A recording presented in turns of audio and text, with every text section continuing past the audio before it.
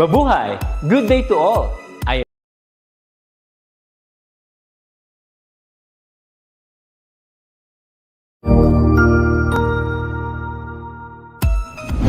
Mabuhay! Good day to all! I am your tutor Madge. Welcome to ETUlay, a free online tutorial, an initiative of the Department of Education, Information and Communications Technology Service, Educational Technology Unit, ICTS EdTech. This program is aimed at helping and assisting learners from kindergarten, senior high school, ALS, Alive, and SPED learners. Aside from answering the modules, the ETUlay is offering programs which you will surely look forward to. Together with our parents and teachers, the ETUlay will bridge the gaps where difficulty and ease meet in learning new knowledge and skills. So, let us prepare our modules, pen and paper. Ready your mind to see and hear worthwhile and interesting lessons. Let us now study and learn, together with our volunteer online tutors. Tara na!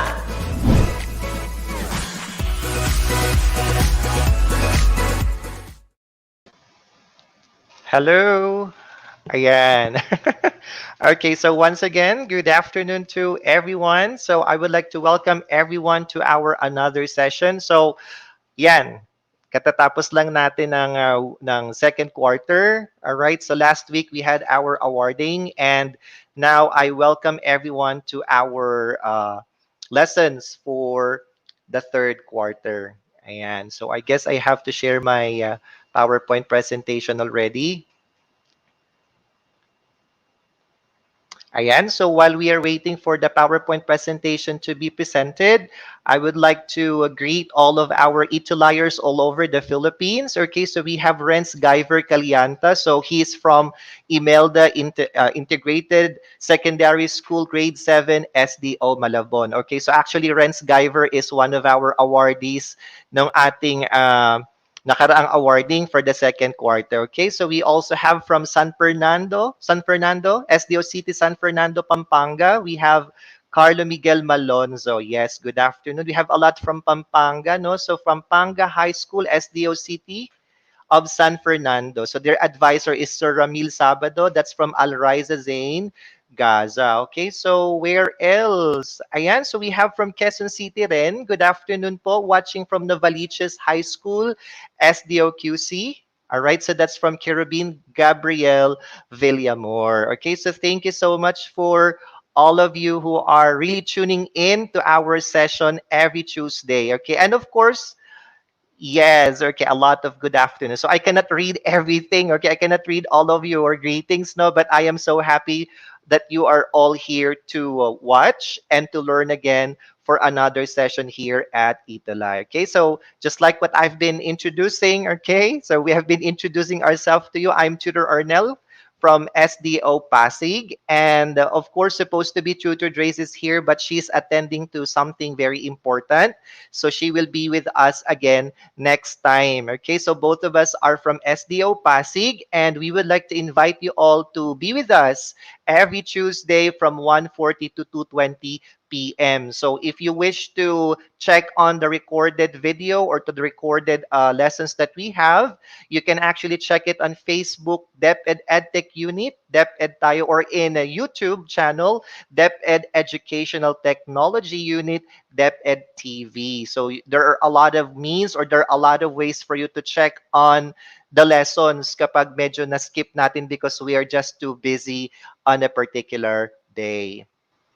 Well, so let me just introduce our lesson for this afternoon. Oh, yeah, we have in our screen. You can just actually like and subscribe in our Facebook and also in our YouTube page. So you can see it right below the screen. Okay, so our lesson for today would be about using multimedia resources in giving information and making explanation. Ayan, so title pa lang class, no, malaman na, right? So that's going to be a very interesting day or the very interesting session again, talking about multimedia resources. Okay, and we would like to thank, of course, ayan, mamaya tayo mag-thank you dun sa ating source. So, ipopromote lang natin yung National Arts Month of our MAPE department. So, of course, they have their theme, Sining ng Pag-asa.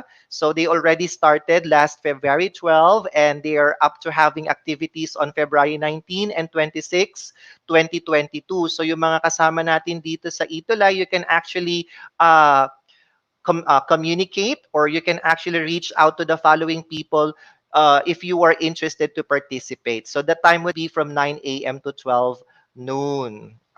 Okay, so I can't read everything, my dear students. So we do have for kinder to grades 1 to 3, they have music, vocal solo, for physical education, TikTok dance, and for arts, we have the creative drawing. So just look at the screen or if you have chance to screenshot para makuha niyo yung mga pangalan ng focal persons natin, then you can just do so. So this is for grades 4 and 6 for music. For those who are interested in playing musical instruments, you can just contact the focal persons mentioned. Physical education, hip-hop dance. Ayan, yung mga magagaling talaga sumayaw, no? And we have for arts, for grade 4 poster making, for grade 5 painting, for grade 6 photo essay.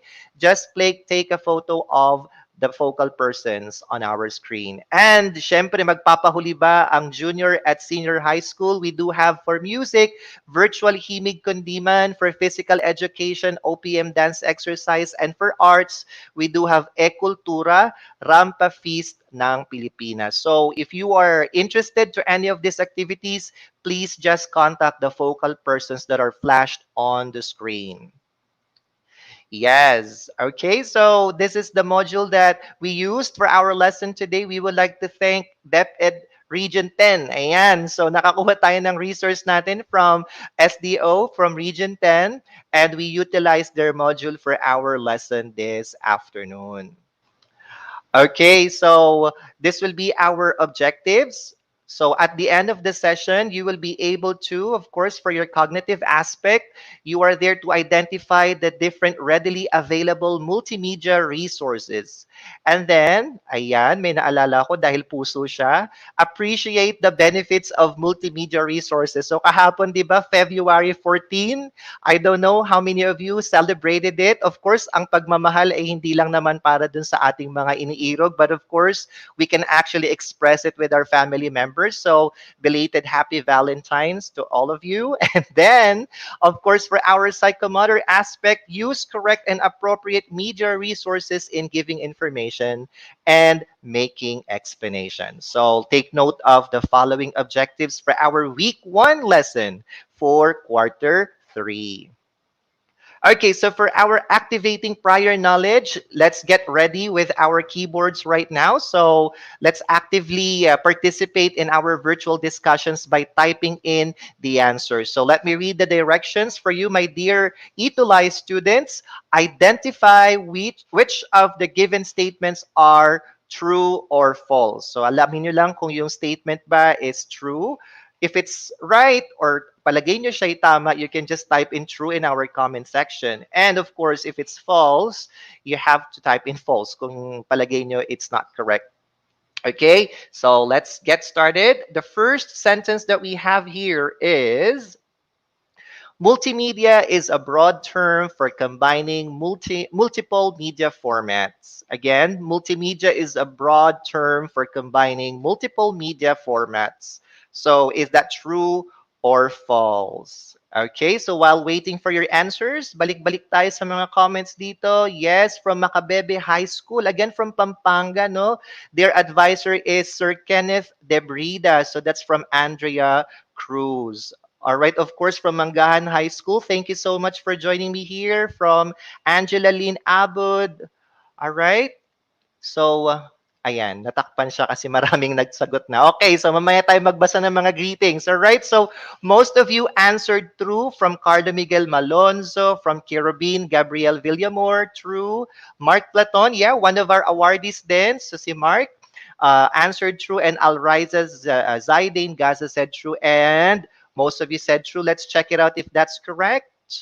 Yes, the correct answer is true. Okay, number two. Multimedia comes only in a single format, making its use exclusive and practical. Okay, so can you check or can you just think if it's true or false?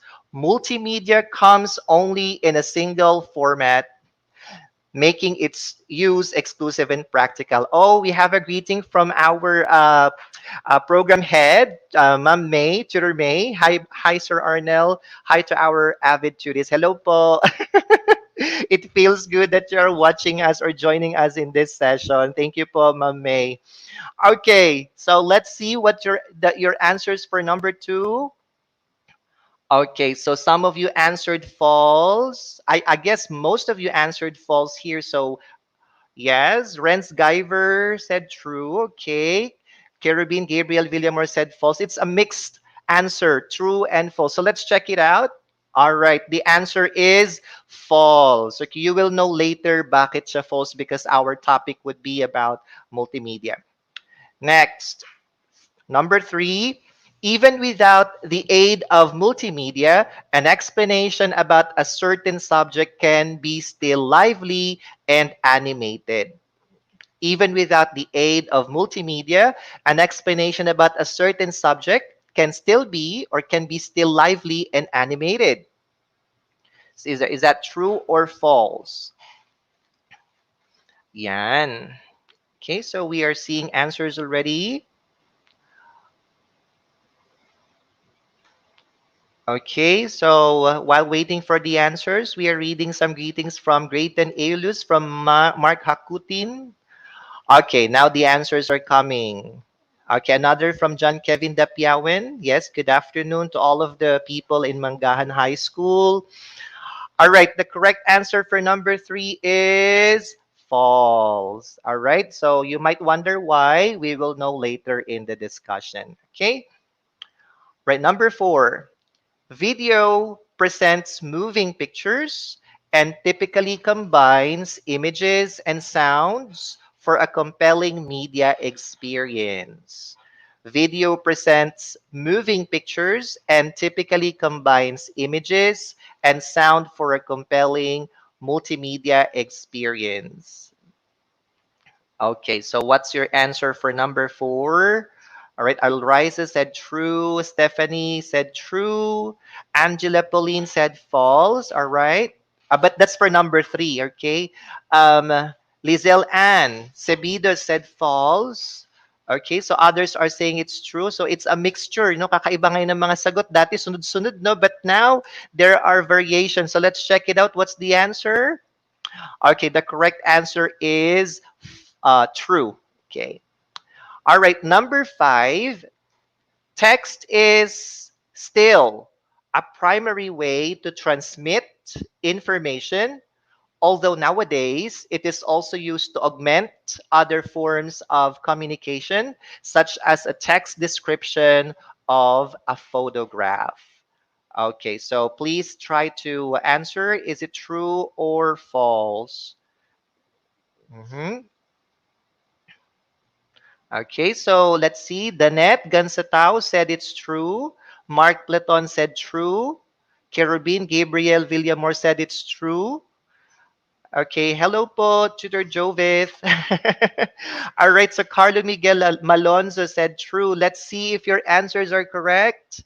Okay, that is true. Okay, so congratulations for those who were able to get the correct answer. Okay, so yes, so while we are waiting for the next slide to be played, okay, so I wanted to know how many of you got a perfect score for our activating prior knowledge part. So just send me a heart react for those who were able to get 5/5. Ayan.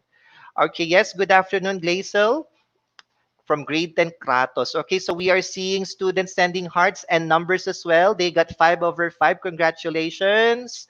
Yes. Okay, so Paula, Andrea Cruz, Bianca, Zoe. All right, John Michael Bianco. All right, so Carlo Miguel Malonzo also got a perfect score. Jeric. Mark Platon, congratulations for getting a perfect score in our today's activating prior knowledge activity.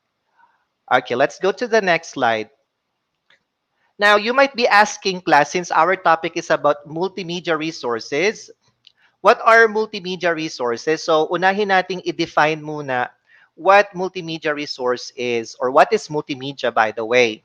So, based on our resource, multimedia comes in many different formats. Kaya nga siya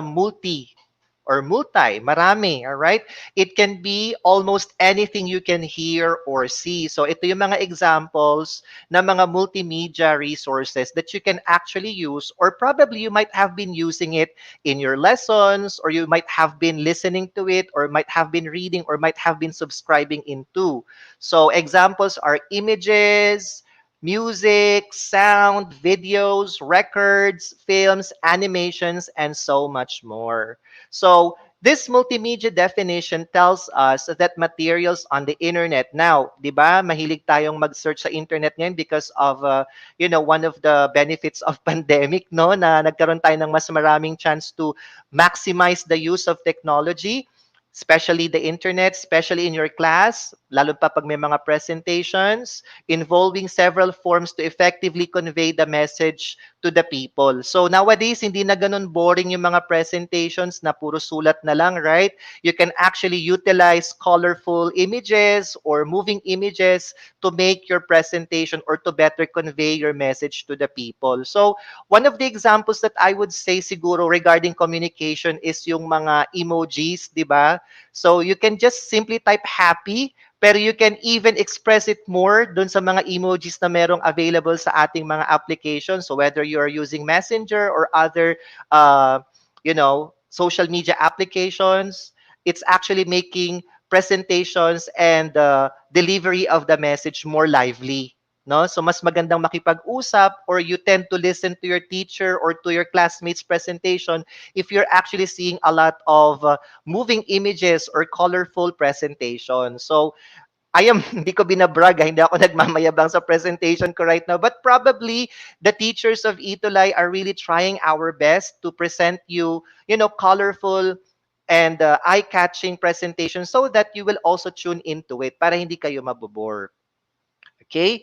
So, another is that, moreover, multimedia is a broad term, okay, for combining multiple media formats. Yan, parang nabanggit siya kanina dun sa earlier slide. So, whenever text, yung mga sulat, yung mga letters, audio, yung mga naririnig natin, still images, pictures, animation, moving pictures, video, and interactivity are combined. Pag pinagsama-sama natin silang lahat, the result is multimedia. Okay, so you will actually see the examples later, right? So, PowerPoint slides, for example, yung mga pinakasimple. I know lahat ng mga nanonood ngayon, whether you're a teacher or whether you're a student, you have actually have come across using PowerPoint presentation or PowerPoint slides. All right, so you can actually combine text, images, and madalas na pagko-combine na rin natin yung video and even yung mga iba pang types ng mga files doon sa ating PowerPoint presentation so that it will be more appealing. All right? Okay, so what do we have here? Now, class, I am going to share with you different multimedia resources. Okay, all right, so let's see the first one. We have the text materials, we have the PowerPoint slides, we have photographs and other still images, we have audio files, we have video presentations, and we have GIFs and other forms of animation. Okay, so let's get started with text materials first. So allow me to read to you the definition or what is it about. Text is simply or still a primary way to transmit information. Now, it is the simplest and oldest source. Ayan. So, ito yung pinaka-basic, right? So text takes us back to how the internet started. So as means of sending written messages back and forth between communicators. Ayan. So kung makikita niyo yung mga icons na yan, these are the popular sources. We can actually put it or we can actually retrieve it through Word and PDF. So this resource can be used in writing instructions, making announcements, giving information, narrating events, and the list goes on. So actually, ito yung pinaka-basic because hindi siya ganun kahirap gawin. Although, ang hirap mo lang or yung effort lang na gagawin mo is yung iisipin mo yung ilalagay mo doon sa iyong text material. Alright? So for example, you are going to write a story, you're going to design the letters, etc., etc. Text materials would be the basic. Okay? Let's see what we have here. Text is also used to augment or to add other forms of communication such as text description of a photograph. Ayan yung mga paglalagay ng caption sa pictures. That's a helpful way as well to use the text. And subtitles of audio and videos in slides and many more. Yan yung mga nakikita nating mga subtitles. Halimbawa, nakikinig tayo ng mga audio or nanonood tayo ng videos. You can actually see the texts, all right? Right under it. So, those are examples of text materials or yung use ng text materials. Okay? All right, so let's go back to the list. The next one would be the PowerPoint slides. Okay, so it's considered as part of the multimedia resource. What is a PowerPoint? It's often used to create business presentation. So siguro primarily ito yung naging purpose niya. But then since even schools need to present their stuff to the students like the lessons para mas maging maganda yung presentations, even for educational or even in informal purposes, ay nagagamit natin yung ating PowerPoint presentation. So the presentations are comprised of slides which may contain text, images, and other media such as audio clips and movies. Ayan. So ito yung parang pinaka-screenshot ng isang PowerPoint presentation. So if you were able to have a chance to make your report or to make your presentation sa English or in even other subjects, ito yung nakikita natin madalas and we actually edit it. We can actually change the color of the font, we can make it bigger, we can make it smaller, we can put pictures, we can add videos, we can add audio, etc. so that your PowerPoint presentation will be lively and at the same time interesting to look at. Okay? So that's all about the PowerPoint presentations or PowerPoint slides.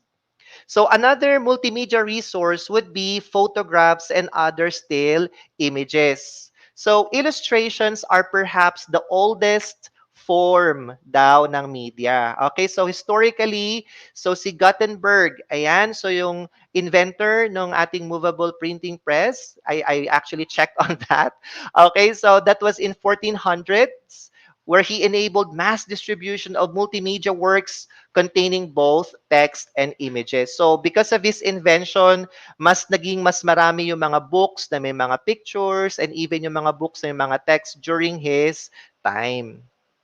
Okay, so small images such as thumbnails or icons are often used as visual entry point to larger image or more detailed information. So under the classification of photographs and other still images, di ba kapag tayo nag-search minsan sa Google, we can see this, maliliit na mga pictures, di ba? So for example, I used this sample, I typed there in the search bar, beautiful places in Asia, para mas marami kang mga choices, hindi agad ipapakita sa'yo ng Google yung malalaking pictures agad. Okay? So they will be showing you what they call the thumbnails or icons, which could be a very helpful way for you to identify which multimedia resource or which particular photograph or still images are you going to use sa iyong kailangan. Alright? So we can actually we have our own options when we are checking the photos, so probably we are going to use it in our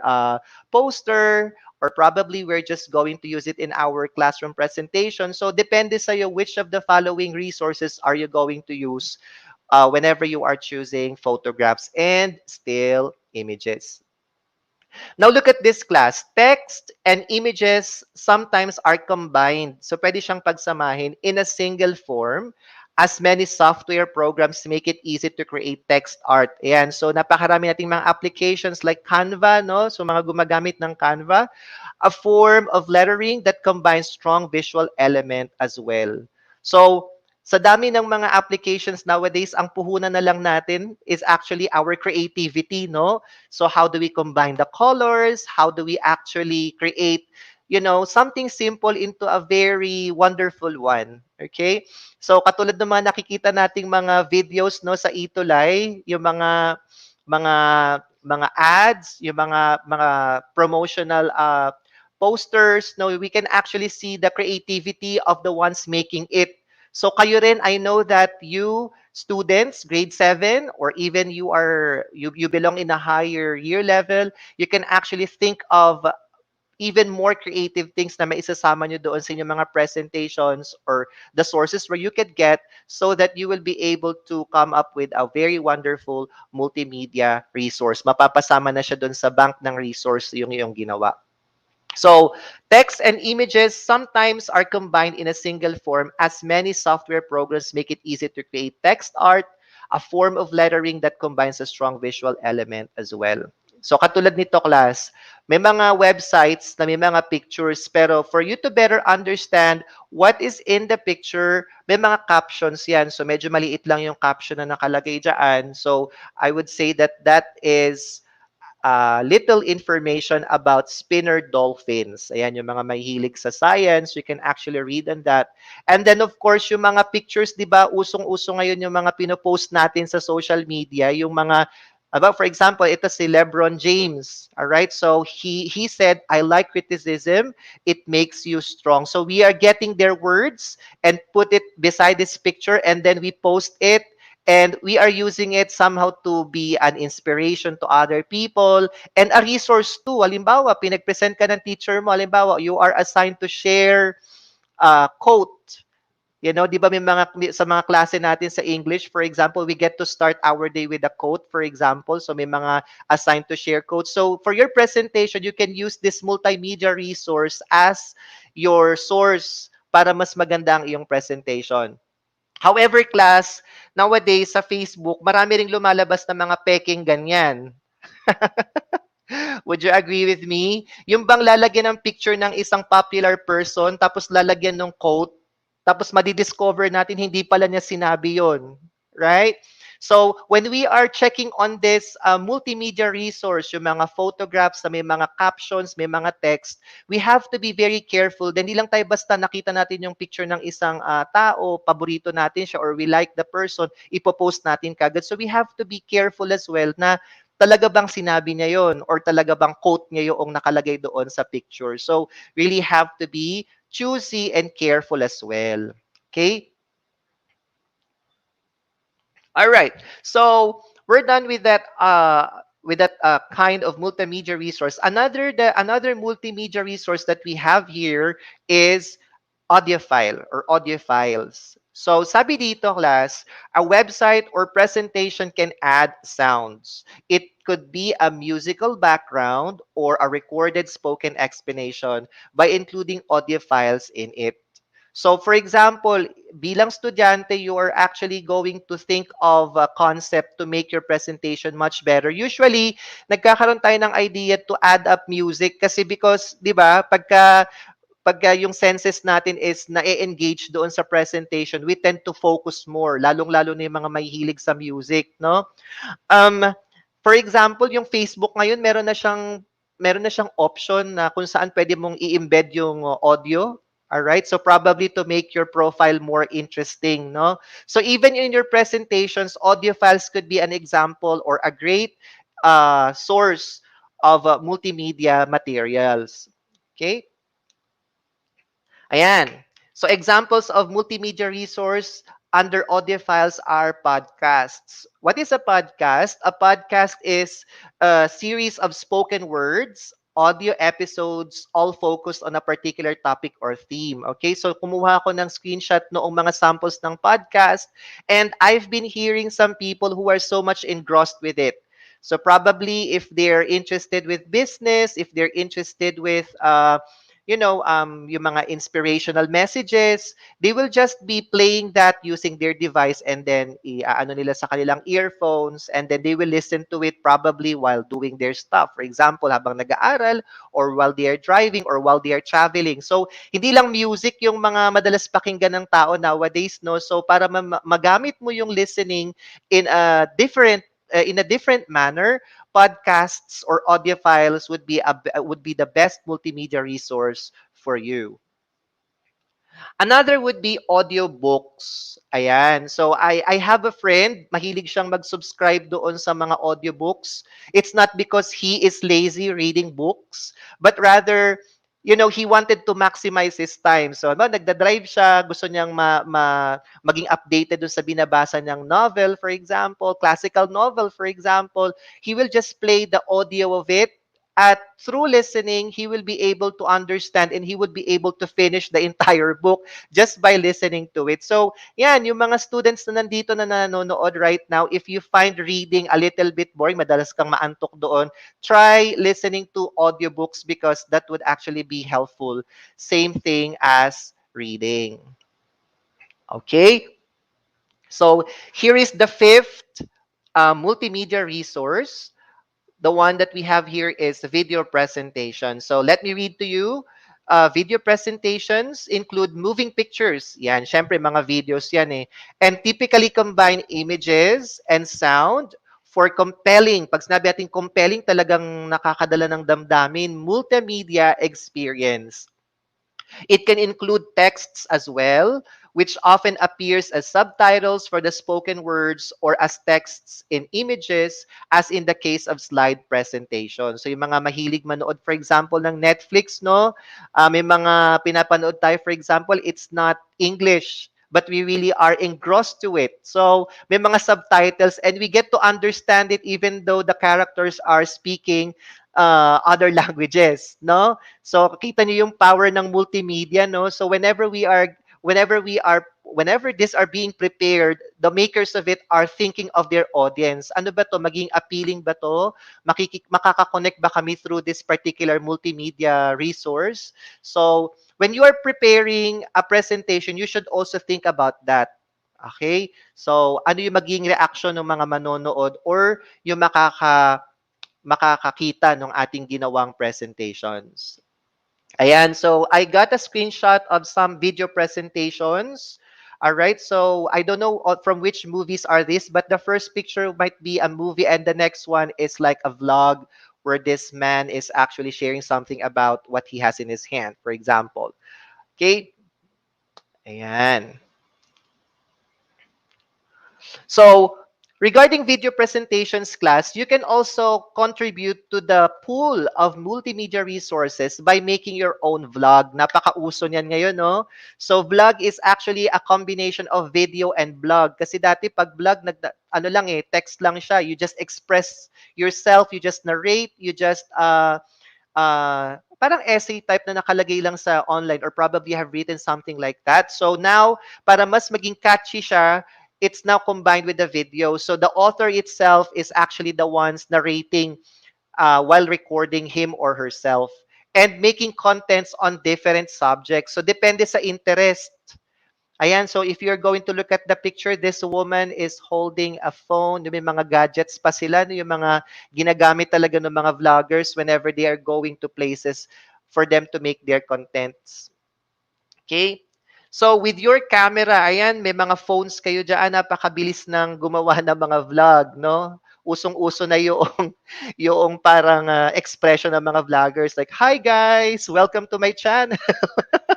'Di ba? Parang usually yun nagiging simula ng mga vloggers, no? But I don't know kung meron pang mga ano, may mga iba pang expression na ginagamit. But if you're going to look at this one with your camera phone, simply record a video as you present information. Yan, when you are making vlogs, you can actually present information, you can present instructions, yung mga cooking vlogs, explanation, and as well as narration. So those are samples of video presentations or vlogs. Okay. Now we have the sixth one, which would be the last, I guess, of the different multimedia resources that I'm presenting to you. We have the GIFs or GIFs and other forms of animation. So class, animated files occupy a middle ground between still images and videos. So yung type daw na to class, alanganin siyang still image, alanganin din naman siyang video. So that's why we have what we call GIFs, which is an abbreviation for graphics interchange format. And they are defined as small files that present a single image or a rapid display sequence of few images to give the appearance of motion. So I have samples of this one. Ayan, so pwede mo siyang isama sa mga PowerPoint presentations mo. Depende doon sa purpose or depende doon sa kagustuhan mo. Actually, these are just but samples, but when I was checking the samples, sobrang dami. No? So nakakaengganyo din siya because it really makes your PowerPoint presentation very interesting and very appealing. Ayan. Okay, thank you so much, Bianca, Irish, E-Bike Cruz, for still watching or tuning in our session today. All right, so just a review, these are the different multimedia resources. We have the text materials, PowerPoint slides, photographs and other still images, audio files, video presentations, and lastly, GIFs and other forms of animation. Okay, all right, so let us now have our quiz. Okay. Yes, Chelsea. Okay, so marami daw GIFs sa Messenger. I agree with you. Actually, mga nakakatuwa mga GIFs yan. Ano? Okay, thank you so much for tuning in. No? Sa mga nanonood pa up until now, wag niyo muna akong tulugan. Okay, so class, let's now try to answer the following. So let me see kung natatandaan niyo yung mga pinagsasabi ko dito. No? So the instruction says, choose the correct answer for the following questions. Type your answer in the comment section. Okay, so let's begin with the first one. All right. Okay. Hmm. Bakit hindi siya nagpi-play?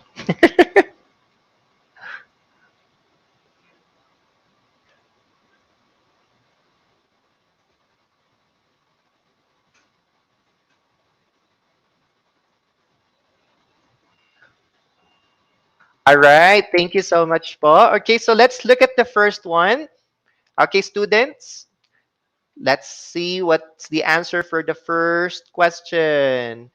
These include moving pictures and typically combine images and sounds for a compelling multimedia experience. So what do you think it is? All right, is it letter A, text materials, B, audio files, C, video presentations, or D, photos or still images? Okay, so what's the answer? All right, so Alriza answered video presentation. Carlo Miguel Malonzo said video presentation. Class, don't forget to write the letter. Okay, so I appreciate din naman yung answers nung iba, no? So, okay. Samantha said letter C. Lorraine. So para hindi lang kayo mahirapan, okay? So you can just type in the letter. But if you wanted to type the word itself, then that's okay then. So Zia May Juliana said it's C. Samantha Blasi, let's say C. Medyo nabulol ako doon. All right, Mark Hakutin said C. Zaya May Juliano said C. All right. Branca Irish E-By Cruz said C. Via Venice said C. Let's see if the answer is correct. Yes, it's letter C, video presentations. Okay, let's go to the second question. These are small files that present a simple image or a rapid display of sequence of few images to give the appearance of motion. Is it A, GIFs, B, video presentations, C, podcasts, or D, audiobooks? Okay, so what is the answer? Yes, Rasville, good afternoon. So Rasville is from grade 10 Adonis. And I suppose she's from Mangahan High School. All right, so Rasville said C. Andrea said it's, oh, that's for number one. Ano? Number two, okay, so Nino Zig P. Humamil said it's A. All right, Arvik Erosa said it's A. Okay, how about the others? John Lawrence Bacod said it's A. Sofia Bianca Quinones said it's A. Let's see if that's the correct answer. That's correct. It's letter A. Good job, students. Let's have number three. These are videos personally created, which purpose is to present information, instructions, explanation, or narration about a particular content or topic. What is this? Is it A, PowerPoint, B, GIFs, C, podcasts, or D, vlogs? Ayan. What do you think is the answer for number three? So marami pa nagsisend ng sagot nila for number two. It's letter A. So balik-balik tayo. Let's check if there are people who greeted here. Ayan. Oh, we have grade 6 student. Queen Lorraine P. Trinidad from grade 6. Pythagoras. Wow. Okay, so Fiona Lay Bravo, grade 10 Apollo. Oh, yeah. Thank you for watching. Okay, so we already have answers. Let's see. Okay, so we have Kasip Joriel said A. All right, that's for number three, my dear students. Sa Alriza said it's A. Carlo Miguel Malonzo said it's D. All right. All right, so Shakaire Solis said it's D. All right, Mark Lester said A. All right, so mixed A. May A at my letter D. Okay, so what do you think is the correct answer? All right, letter D is the correct answer, vlogs. Okay, class, so may clue tayo. These are videos personally created which purpose is to present information. So, personally created yung mga vlogs, no? And yung mga nagsagot ng PowerPoint, it's okay. But PowerPoint presentations, nilalagyan natin siya ng video whenever we are actually making our presentations. Okay, let's see the next one. Number four. These are small images often used as a visual entry point to large images or more detailed information. Ayan, so kapag nag-access daw tayo ng mga multimedia resource, lalo yung mga pictures, these are small images often used as a visual entry point to larger images or more detailed information. So, is it A, thumbnails or icons, B, photographs, C, GIFs, or letter D, text materials? Okay, what's the answer for number four? Okay. Okay, so si Carlo Miguel said, ang natandaan daw niya is yung narration. That's okay. All right, number four. What is the answer for number four? Nino Zig P. Humamil is the first one to answer. His answer is letter A. So Dairy Sadik said it's A. Danet Gansataw, it's letter A. Edward Anthony Lumanlan said it's letter A. Mark Platon said it's D. Glazel Simpao said it's A. Maraming letter A today. So let's see if the correct answer is letter A. All right, good job, class. The correct answer is letter A, thumbnails and or icons. Ayan. So kung pwede lang ako magpapalakpak, no? Okay, number 5. Ay, walang number 5. Okay, sorry about that. Okay, so walang number 5. Lahat ng nakakuha, everybody who got 4/4, can you just send me a smiley, all right? A smiley or a happy react. Nakakuha ng 4/4. Renz Guyver got 4/4. Congratulations, Renz. Carlo Miguel got 4/4 too. Congratulations. Ezel Reconesis Soto got 4/4. All right. William, ayan, ang dami nakakuha ng perfect score. Razville, Crystal, Andrea, RC, Jade. Yes, thank you. And I'm so glad that you were able to get a perfect score. But for those who weren't able to get one, it's okay. Meron pa naman tayong kasunod na activity. Okay, let's see what we have here. Choose the correct answer for the following questions. Type your answers in the comment section. So letters na lang, no, para hindi mahirap. The first question for you is, if you were just simply asked to write a narration of your most embarrassing experience at the mall, what resource would you likely to use? Is it A, text, B, audio, or C, video? Mhm. Okay. What do you think is the answer?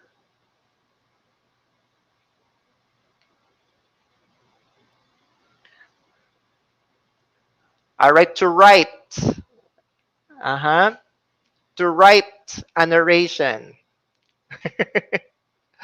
Okay, so some says it's C. Okay. All right, it's letter A, text. Okay, next, number 2. What multimedia resource allows you to combine the use of text, images, and other media such as audio clips and movies? Okay, is it text, audio, or PowerPoint slides? Combination class. Look at that. Combining text, images, and other media such as audio clips and movies. Is it A, text, B, audio, C, PowerPoint slides?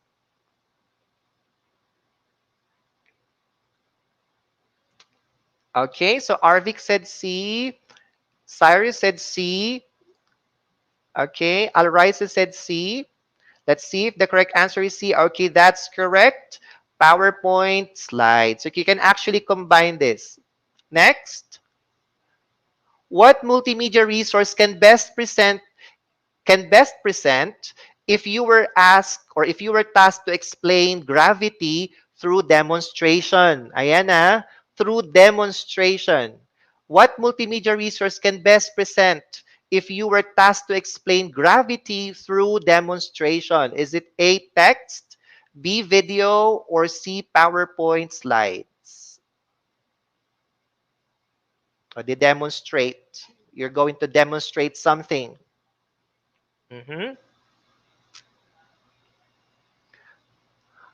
Okay, so Jolian said it's B. So Diary said it's B.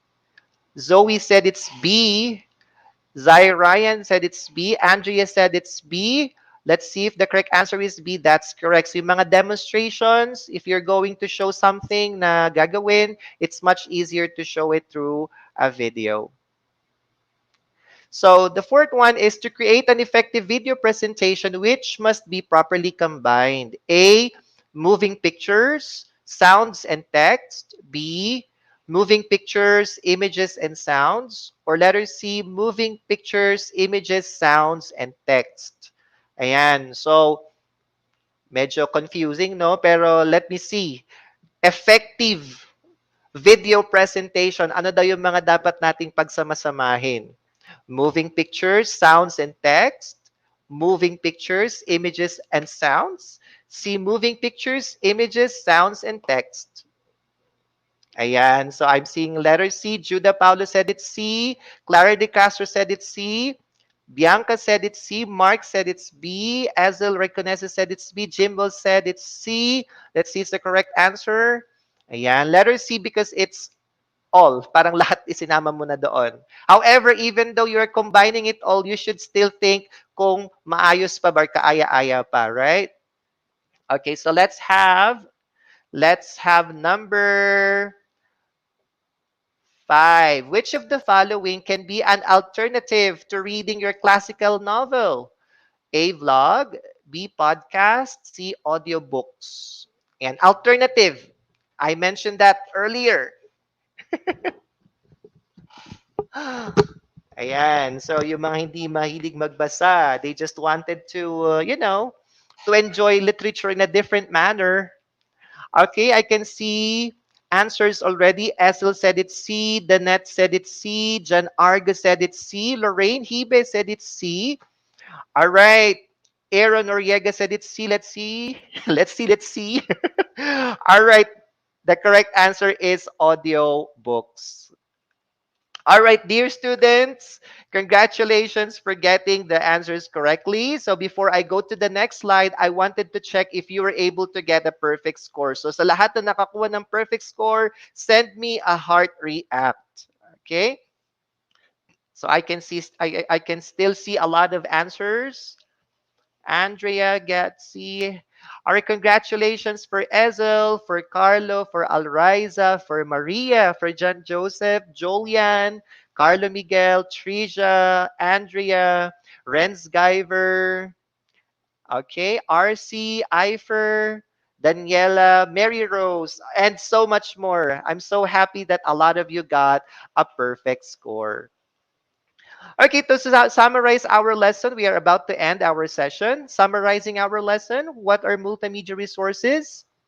So multimedia comes in many different formats. It can be almost anything you can hear or see. Don't forget that images, music, sound, videos, records, films, and animations and more are classified under it.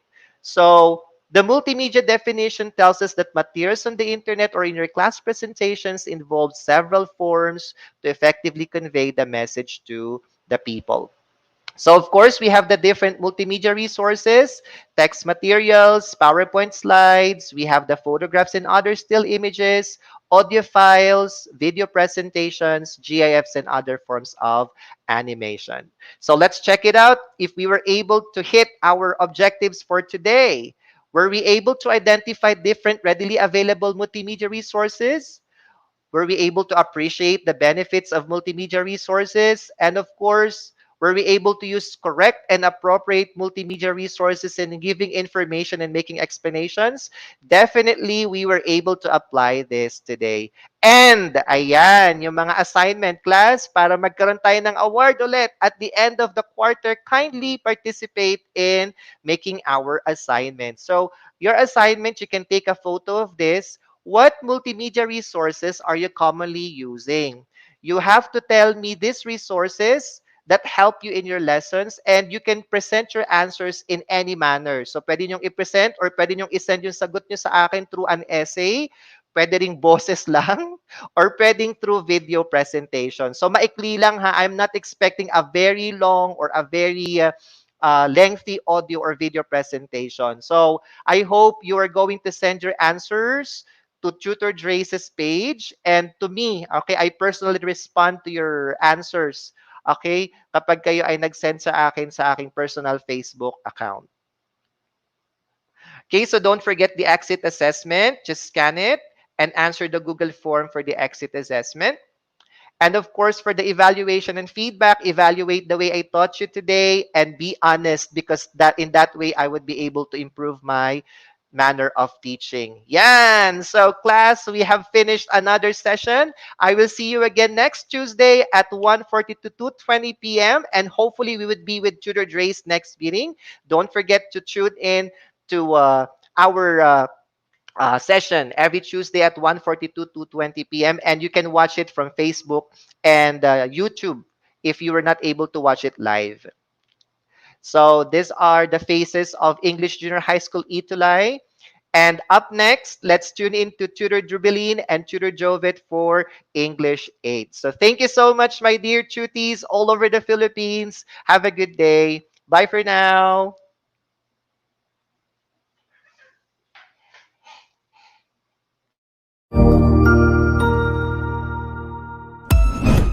Ang husay naman! Natapos mo ang iyong tutorial session kasama ang iyong mahusay na ETUlay tutor. May bago ka bang natutuhan? I-share na yan gamit ang hashtag ETUlay Level Up. Huwag aalis ha, dahil may susunod pang programa na pwede mo ring panoorin at salihan. Dahil naghihintay na ang iyong mga tutors. Happy learning dito sa ETUlay!